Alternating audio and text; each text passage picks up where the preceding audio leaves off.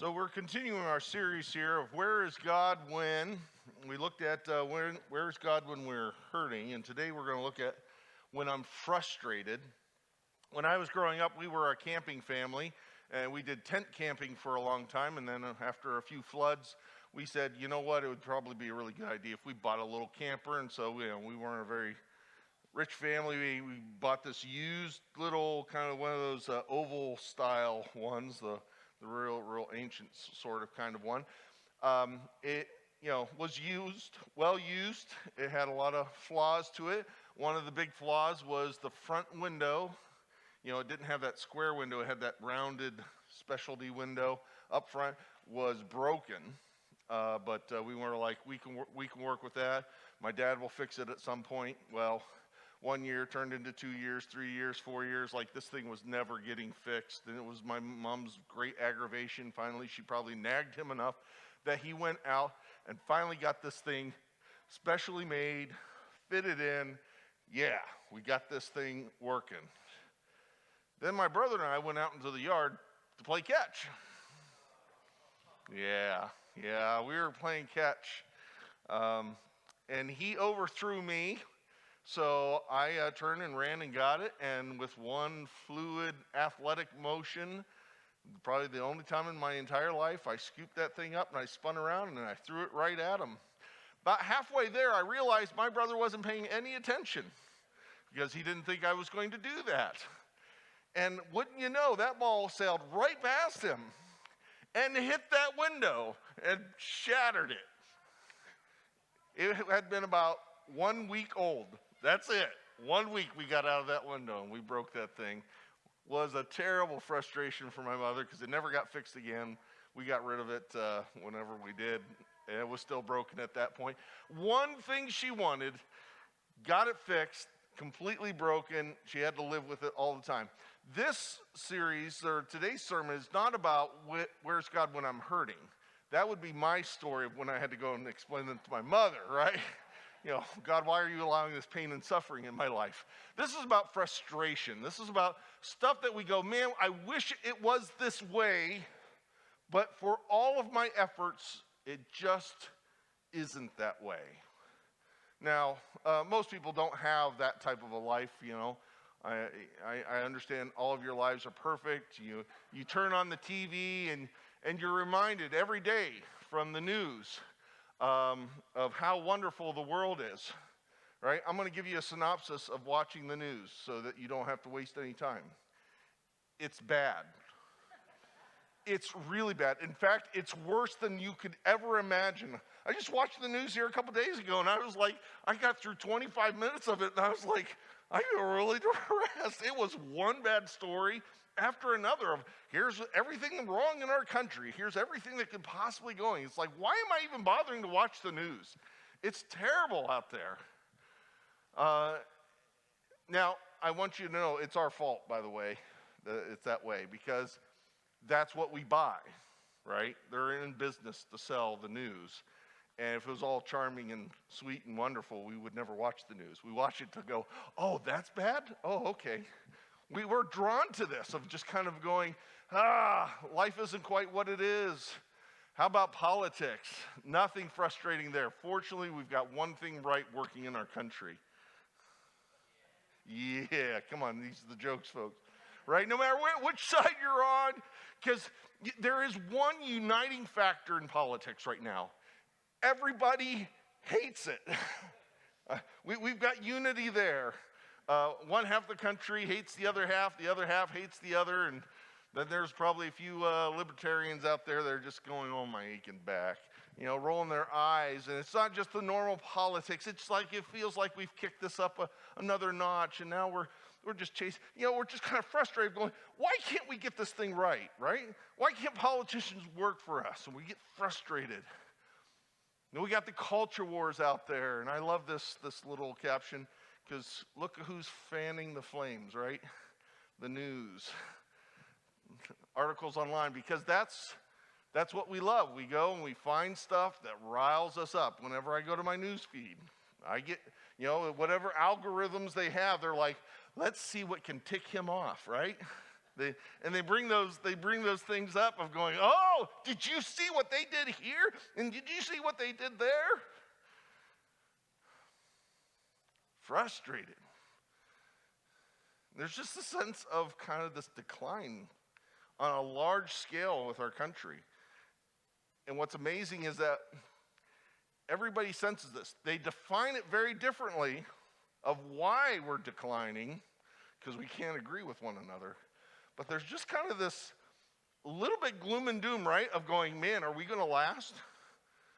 How many articles have you seen of going, is there going to be a civil war? Are we going to be able to hold this thing together? There's this frustration of going, my goodness, we're the most blessed country on this planet, and there's a lot of frustrated people. That's on the big news, right? Now, I'm not trying to depress you here. I don't want to spend time on this, but man, we got to recognize this, right? Sometimes we have to watch ourselves of going, what do we feed ourselves? I've had too many conversations in the last year or so, maybe 2 years, of people that just go, oh, I got to stop reading this. I got to stop watching this because I watch it and I just get angry. It riles me up because I'm so frustrated. Why can't it be right? By however they define what right is. But our frustrations aren't just on the big scale. There is this sense that it just kind of drills right down into our life, right? We all have our next level, right at the local level. We've got problems at work. This is an actual picture from our office. No, that's not true. I don't have two ladies working here. So. I put that up there because that's how violent women are. And you got to, no. It's American Gladiator, women's side. No, you got frustrations at work. You know, you're probably not fighting like this, but just kind of that aggravation, especially the subtle stuff that's kind of like, oh, and the way somebody does it just kind of grinds on you. Like, it's not going to end in the country falling apart, but man, that daily grind of going, oh, why did they do it that way? And that frustrates me, or you got tension there. I wish it could just be different. Or maybe at home, when your husband brings home yellow rollerblades and you're like, oh my goodness, that doesn't match anything else in our house. Come on, folks, lighten up. All right, I had to fit that in there. Lots of frustrations in marriages. Half of marriage is learning what just to tolerate. Come on, that deserves an amen. Come on. For crying out loud, right? Of just going, all right, these are the things that I want changed, but then there's this other pile that you just kind of slowly get to the place where you're like, okay, that's just going to be kind of the way it is. It might frustrate me to no end, but how do I learn to live with that? And we could go down the line of all these relationships. We got frustrations there. And then ultimately gets down to ourselves, right? Why can't I deal with me? Right? I got long lists for everybody else in the whole country. But man, there's this pile on my desk of going, what's wrong with Noel? Don't answer that. Not inviting right? We get frustrated. I don't normally do this, but I want to look at the definition here of frustration is that feeling of being upset, annoyed, especially the inability to change or achieve something. This is not about where's God when I'm suffering, when things are bad. It's related, but this is not necessarily about suffering. It's just kind of about this frustration of going, why isn't life the way that I want to have it set up? Or why won't it get there? Why can't I get there? Is this combination of going, look, I'm not getting what I expect. And then that powerlessness to get there. Look, we could fix this country in 5 minutes if half of the people just left, the right half, right? Because if the people that all agree, they could kind of go, okay, this is what, we can't fix this because half the people still stick around and we can't agree. And we can't get there. And so we're doing all these kind of micro fights in this and that. I can't get what I expect. You know how this also comes out is in the whole generational wars. I'm seeing a lot of that stuff. Man, are they trying to really stoke that up? Oh, those Gen Zs, they're really sticking it to the baby boomers and the silent generation. They're mad about this because, right? Things are changing and we don't get what we want or expect. And we feel powerless to change it or to keep the way we want. Where's God when I'm frustrated with life? Is he paying attention to the news, please? Is he paying attention to my life? Do you understand the aggravations that I have? Now we might go, look, you know, the right Christian response is just kind of shut up and take it. If I might put it boldly there. But that's not biblical. Do you understand that? Let's just pop that bubble of going, oh, you can't be angry. Oh, you can't question God. Oh, you can't wrestle with this stuff. That's a bunch of junk that people have made up. If you want to speak for the Bible, read the Bible. Can you do that? Can we do that? How about we do that? Let's look at Habakkuk. He's one of the prophets. He's on God's payroll list. This guy's getting paid to do this stuff. And look what he says to God. He says, how long? How long, O Lord, must I call for help and you won't listen? Why aren't you watching the news? Violence is everywhere. I cry, but you do not come to save. Must I forever see these evil deeds? Why must I watch all of this misery? Wherever I look, I see destruction and violence. I'm surrounded by people who love to argue and fight. By the way, that is the only known reference to American Thanksgiving in the Bible. Come on, folks, this is it here. I'm surrounded by people who love to argue and fight. The law has become paralyzed. There is no justice in the courts. The wicked far outnumber the righteous, so that justice is corrupted.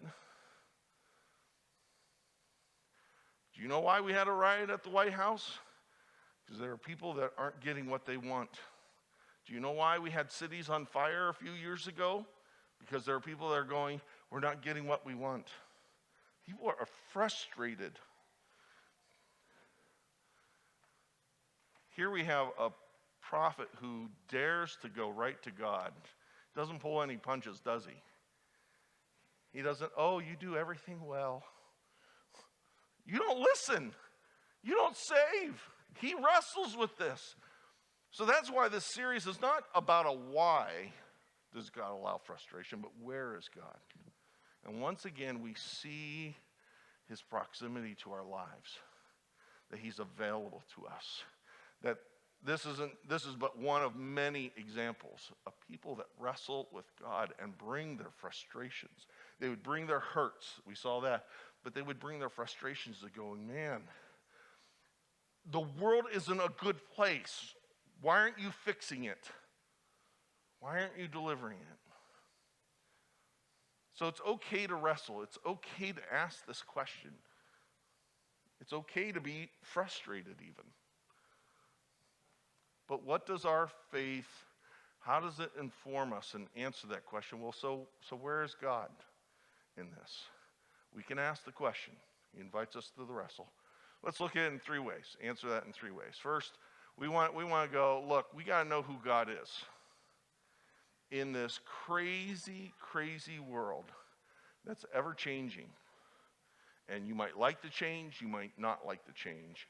You know, it is hard. It is getting harder to just kind of, the stability of what we want and expect slips away in a moment. In Psalms 102, we have a guy that's talking about that. He's wrestling. He kind of brings up his own questions of going, man, I've got all these aggravations, all these things that are changing. My body's breaking down. My life is breaking down. And as he goes through that, he gets to the end of the psalm and he says this about God. He goes, long ago, you laid the foundations of the earth. You made the heavens with your hands. This is your place, right? Watch this. They will perish. You remain forever. They wear out like old clothing. You change them like a t-shirt on a hot Saturday afternoon. You sweated out one, you put on another one, and you discard them. But you are always the same. You will live forever. What's going on here? Like we were thinking, okay, hey, you laid the foundations of the earth and the heavens. You're going to take responsibility. And then he seems to celebrate, that God goes, hey, everything's changing. Don't approach life of going, the way I want it is the way that it's supposed to be and the way that it will last. Even the earth and the heavens will be discarded. We get ourselves in problems when we go, this is the way it's got to be. And part of my frustration is God's not doing my agenda. And he blows this up and goes, that's not God's agenda. I read a study that went, everything that is human-made has a clock on it. Everything. And so they did this little game of going, so let's imagine that if everything that we have, at least most of the stuff is over 50%. It's only going to be so long, right? And so they started thinking of things that we went, oh, well, that'll be around forever. That could be gone in 20 years and 30 years and 50 years. I've heard even CDs might go away sometime. Yeah, how about it? Things perish, and you better be careful of what you're banking on. And if you're going, America's got to be my America. America's got to look like this for me to be happy. You might be investing in the wrong thing. I'm not saying be unpatriotic. That's not what I'm claiming. But everything human will perish. What stays the same is the Lord. He remains forever. He's the one. With our faith, we don't bank it on the Constitution. Great document. Love it. Glad we have it. Celebrate it. Hope we make this thing work. But it is not the cornerstone of my life. Because there will be a day the Constitution goes away. Because everything human will perish. The Lord is the foundation of our faith. And we need to start getting that stone in the place that is right for us. Have your political persuasions. Have your ideas about life and how you want to, that's fine. Have convictions. I'm not going to sort those out, but what I am going to volley for is, what's that cornerstone in your life? The Lord is. And he is the same. In a world that loves everything to change, and there's, constant evolution, the Bible celebrates in many places, not just here. This is repeated everywhere, even into the New Testament, right? Jesus Christ is the same today, yesterday, tomorrow. We're saying that God's character lasts, his truth lasts, and we bank on it. We stand on it. Whether the rest of the world agrees or not, whether my family agrees with me or not, each of us are trying to go, you know what? I'm trying to follow God the best I understand based on his word, not just a persuasion. He has been God. He will always be God. He is in control of this thing. He may not be going where you want it to go, but there's a great truth in the Bible. He's not here to please you. He's here to please me. No, that's not true either, right? No. He's got this. Because he's good, we trust him.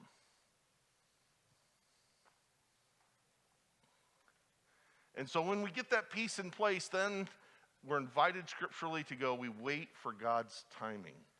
There's this beautiful passage in Isaiah 40. Things have been going very rough for the country. And they've gone, we are frustrated out. They actually go, you have forgotten us. You have disregarded us. You threw us to the side. You don't care about what I'm facing. And God speaks through Isaiah and he responds, look, you know what? Even youths grow tired and weary, and young men will stumble and fall. Don't be fooled by strength and beauty and the new idea. Everything will fail. But those who wait upon the Lord, you will find strength. Even in the midst of the frustrations, in the midst of things that you can't control and you wish you could, you wait on me. They will soar on wings like eagles. They will run and not grow weary. They will walk and not be faint. What I love about that last line, I often share this with people that are facing tough times. We like to soar on eagles, right? That's what we make plaques of. Because we want to just soar right over. We get our solutions. We get the way that we want, so I'm satisfied. And certainly God sometimes does that. But sometimes he answers where we got to have our feet on the ground. We're still moving through it. We're running. We will not grow weary. Sometimes our frustrations and our problems, we have to walk. And it's going to go slow. And it will not be the way that you want. His promise still remains to not even faint then. See, when you get that cornerstone right, that source right, yep, we got aggravations and frustrations, but I got a promise that I can bank on, whether it goes fast or goes slow. Paul's a great example of this. He wrote to 2 Corinthians, a church back then. Apostle Paul, greatest writer of the New Testament. 3 times I begged the Lord, can you answer this problem in my life, this aggravation? I am serving with every ounce of energy I got. It would be so much easier if this was just done. And all 3 times, all God would say, you know what? My grace is all you need. Thanks, God. That really helps my frustration. Look, Paul, my power works best in weakness, not when you get everything you want.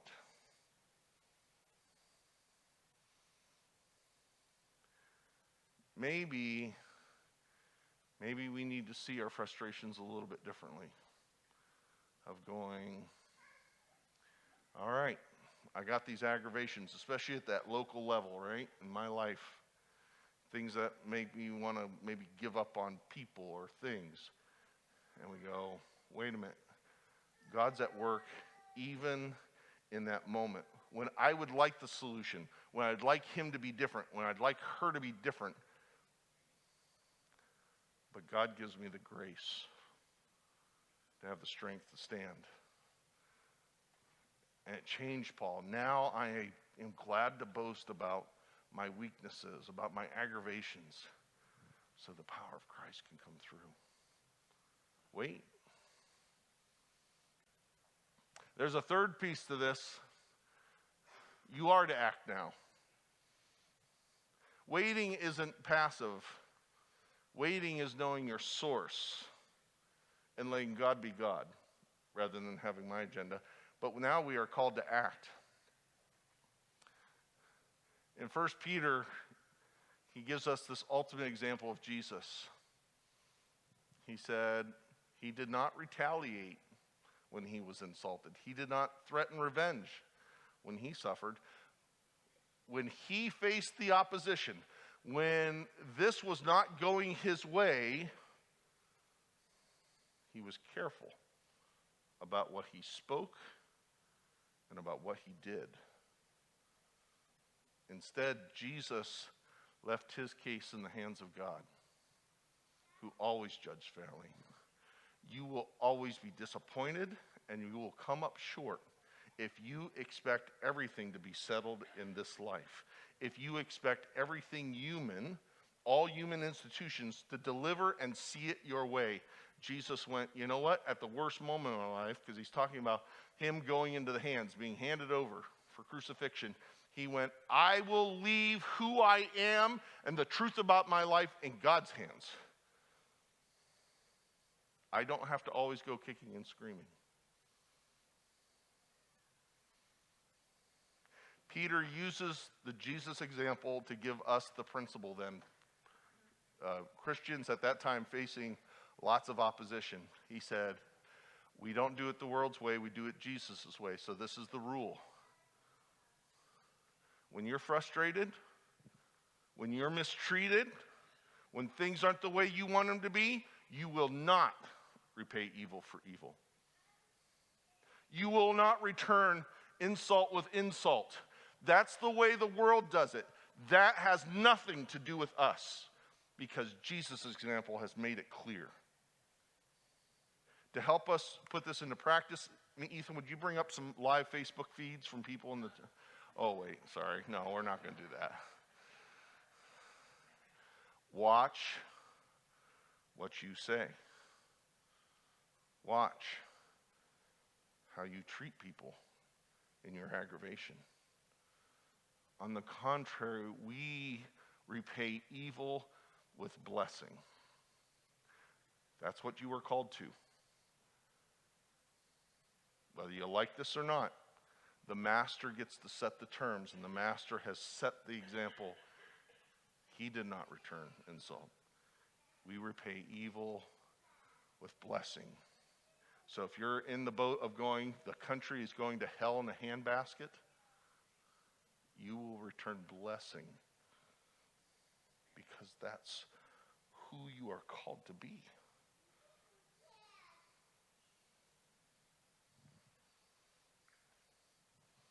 So that we might inherit a blessing. That blessing comes not from this life giving us what we want, but the Lord being the cornerstone. We want to work for good things here and now. Have convictions. Be active. Be progressive with your relationships and trying to work them out. Be involved in politics. Go ahead. Good. But you better be doing it in the manner that Jesus has prescribed. And understanding this world is not my home. Everything perishes. I'll work for good today. Maybe we get it. Maybe I don't. But God is the same in my life. There's a great prayer. You're familiar with it. The Serenity Prayer. You're familiar with the first part of this. It says, God, grant me the serenity to accept the things I cannot change. There's a lot of stuff that I can't make it be the way I want. But give me courage to change the things I can. There are differences. And usually the closer it gets to you, the more you can change it. The further it gets away, now we're just kicking and screaming. Give me the wisdom to know the difference. This is a Christian prayer. I want you to hear the rest of it. This is the famous part. Living one day at a time. Enjoying one moment at a time. Accepting hardships as the pathway to peace. Taking, as Jesus did, this sinful world as it is, not as I demand it to be. Trusting that God will make all things right if I surrender to his will. That I may be reasonably happy in this life, but supremely happy with him in the next. Amen. We are called to be a different type of people in the midst of our frustrations. We should not look like those that don't know the Father. We should not be acting like them. Have frustrations. Yell at God. He's got big shoulders. He can handle it. But at the end of the day, we go, I entrust myself to the one who judges justly and will make all things right in his time.